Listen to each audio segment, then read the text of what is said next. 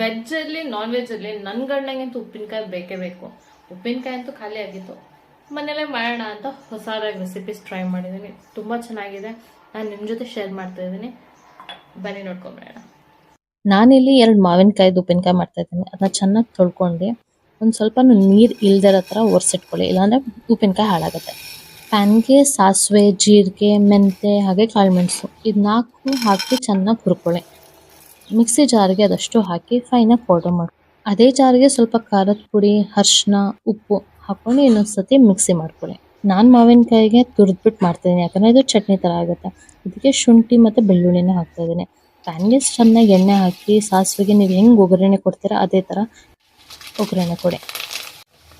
ಒಗ್ಗರಣೆ ಕೊಟ್ಟಾದಮೇಲೆ ಅದನ್ನ ಮಿಕ್ಸಿ ಮಾಡಿರೋ ಮಸಾಲ ಅದನ್ನು ಹಾಕಿ ಸ್ವಲ್ಪ ತಣ್ಣಗಾಗಕ್ಕೆ ಬಿಡಿ. ತಣ್ಣಗಾದ್ಮೇಲೆ ನಾವು ತುರಿದಿಟ್ಕೊಂಡಿರೋ ಮಾವಿನಕಾಯಿ ಇಲ್ಲ ನೀವು ಕಟ್ ಮಾಡಿ ಇಟ್ಕೊಂಡಿದ್ರು ಓಕೆ ಹಾಕ್ಬಿಟ್ಟು ಚೆನ್ನಾಗಿ ಮಿಕ್ಸ್ ಮಾಡಿ ಇಟ್ಕೊಳ್ಳಿ.